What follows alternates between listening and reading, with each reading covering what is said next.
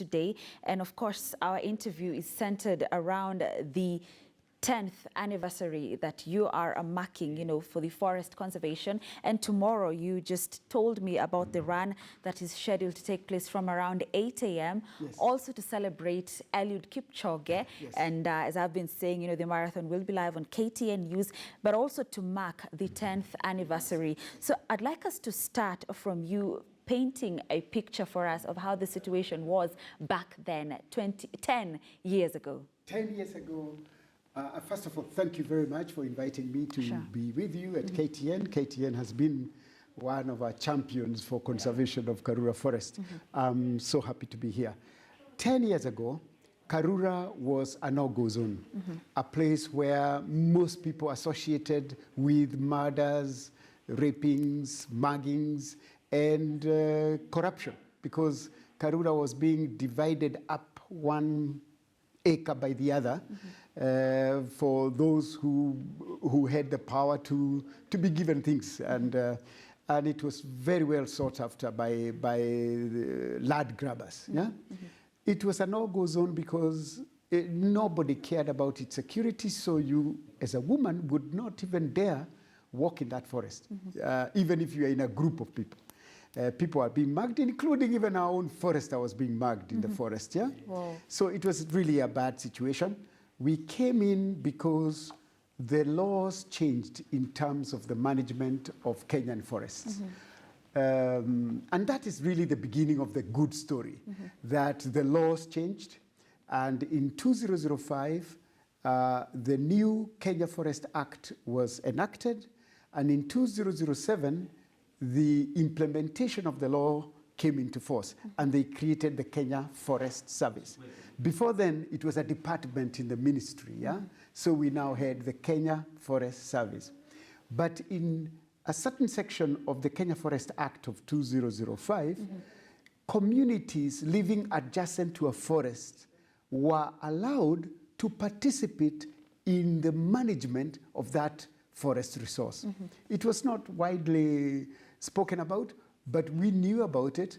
And people from around Karura Forest, Muthaiga Residents Association, Runda Residents Association, Gigiri, Roslyn, New Muthaiga, Ridgeview, and so on, all came together and said, we can do something. This is a very important resource for conservation, and this city needed a lung. Like our old Professor Wangari Maathai told us those days, that Karura Forest and Gong Forest are the two lungs of the city of Nairobi. So we came together and we established the Friends of Karura Forest Community Forest Association. And we were registered as such by both Sharia House and the Kenya Forest Service. And we went into an arrangement of putting together a management plan for the forest. As required by law.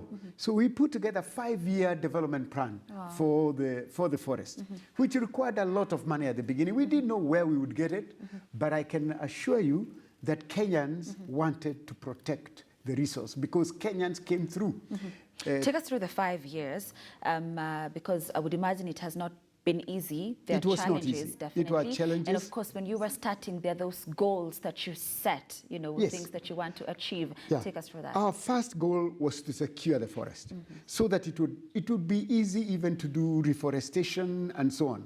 Securing the forest would also do away with one big problem. The forest had been given up to people.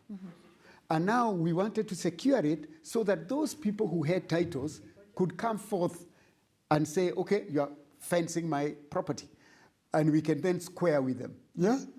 So the people who came forward to support us was East African Breweries Limited. They gave us the first check, the first boost to start erecting an electric fence around the forest. And the first 5 kilometers, we were holding our breath, waiting for police or askaris or people coming to demand that we do not fence their property. The good story is that we did complete the 26 kilometers of the eastern part of the forest, and no one had come. So we knew that the Lord above there was with us, and also maybe they were fearing the consequences of their coming. Remember in 1998, in January of 1998, Professor Wangari Maathai had led a group of us to go and protect and protest the giving away of this forest to individuals. In fact, one area, which we now call Wangari Maathai Track, had already received roads, tunnels for putting lamps and so on. This was going to be a new estate in town, yeah? And Professor Wangari Maathai almost lost her life there. She was really burgeoned by askaris, beaten up. We had to take her to the hospital unconscious. Yeah? But the good thing is we never walked back. And more people joined us, some opposition members of parliament, students from the University of Nairobi, Kenyatta University, members of the community in surrounding communities. And before we knew it, all those guys took off. Clearly, the journey has been full the journey of was full of hurdles, up and right? down. Ups But the and downs. good story, but has it been worth it 10 years later? Absolutely worth it. I can tell you there is nothing that gives us joy than knowing that inside this city is a closed canopy forest, protected and safe for everyone to go and walk. We can see a woman like you, early in the morning at 6, walking in the forests, doing her teas, doing her exercise, enjoying that resource without a fear that someone would be after her or it would be unsafe for her to do that. We've completed the fencing, we've completed creating tracks, walking tracks, bridges across the rivers, because Karura has 4 major rivers running through them. When we came in, those rivers were dirty and whatever. Now you can go there and you can see that the environment has changed tremendously. The Karura also was a place where insecurity caused a lot of people, even the people who were supposed to be working there, not to do the work. We hired scouts from the communities living adjacent to that forest, and that gave them livelihoods. And for that reason, they were prepared to protect the forest because it was their job, and they were earning a living from there. There were people who did that. There are people who helped us achieve that, because at the beginning, of course, we didn't have money. When we opened the forest in February of 2010, after fencing, we received 358 visitors in that month. Wow. Yeah, wow. We also said, wow. wow. But believe you me, today, we get more than 30,000 people walking into that forest. Wow. Every month. We are more visited than the Nairobi National Park. We are perhaps, other than Shedrick Foundation that has more visitors, no other place is more visited than Karura Forest. Okay. So let me just cut you short, because yes. I'm told we need to wrap up. But I want us to talk a little bit about Mau Forest. Yes. Let's just go a bit broad from Karura, and the evictions, we're witnessing them, but still we continue to witness deforestation at a very high rate. What does this say about Kenya's forest cover? Well, it's a challenge, and it's continuing to be a challenge. The president just recently at the UN United Nations Assembly in New York committed Kenya to plant additional trees so that we can reach a cover of 10-15%. It's a big challenge. It's a big challenge because the communities are not involved in a manner that it helps them understand why they have to protect these forests. The command and control system does not work as far as we are concerned. I think what we need is greater engagement of communities so that they have a reason and a value for our forests, that they can see that their livelihoods are tied to the forest. Only then shall this challenge be lessened and we can be able to plant and survive many trees. Planting is not the problem. The problem, yes. Because we can call the army, we can call school children, People are and they actually can come doing and plant. it. Yeah. But that's not enough. We need to grow those trees. Those trees have to grow in an environment that they are loved, and the only people who can grow those trees are the people who live adjacent to the forest. The army will go back to the barrack.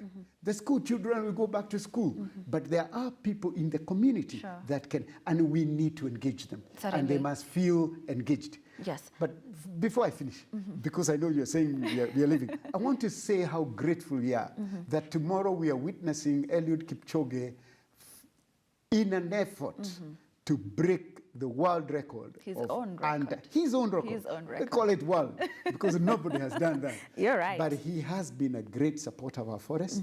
He has championed the protection of this forest. He has always trained there. And we will remember him tomorrow by ourselves walking 3 kilometers or 5 kilometers or 20 kilometers tomorrow in his in celebrating what he will be doing tomorrow, and we know he will achieve it. Certainly he will. That was actually supposed to be my next question. Yeah. I was, to be fair. Yeah. But now on a lighter note, is the snake still there? The snakes are still there, and we clap for them because when a forest ecosystem is restored, it comes with it all manner of things. And one thing that has come back to the forest are very many small mammals, little dik-diks, rabbits, duikers, and even bushbucks are many more animals than we had in 10 years ago, yeah? Because they were being hunted for soup by the same community. Now they let them procreate. That allows the predators to come in. The python is a predator. The African crowned eagle is a predator. And now we had no such a bird in the forest in 2009 when we took this. Now they've come back. You can see the nesting of the African crowned eagle because they have food. So everything gives way to another. And having a python is okay. Yeah, There's no cause for alarm. We shouldn't be scared absolutely of no going to cause Karura. for alarm. Yes. And by the way, snakes are not attackers. Yeah, a python will never attack you. Yeah, I know it doesn't sound right, but majority of the people fear the snake for other things other than the fact that they attack. A python will most likely slither away when they hear you or even perceive that you're near them. Yeah, you are not their food. Sawa. Allow me to just end it there. Yes. Thank you so much for joining us today, Dr. Karanja Njoroge, the former chairman, Friends of Karura. And of course, he's also told us about the Karura Forest Community Run, which will take place tomorrow from 8 a.m. The marking the 10th anniversary, and also the marathon by our very own Eliud Kipchoge in the Ineos 159 challenge. Thank you.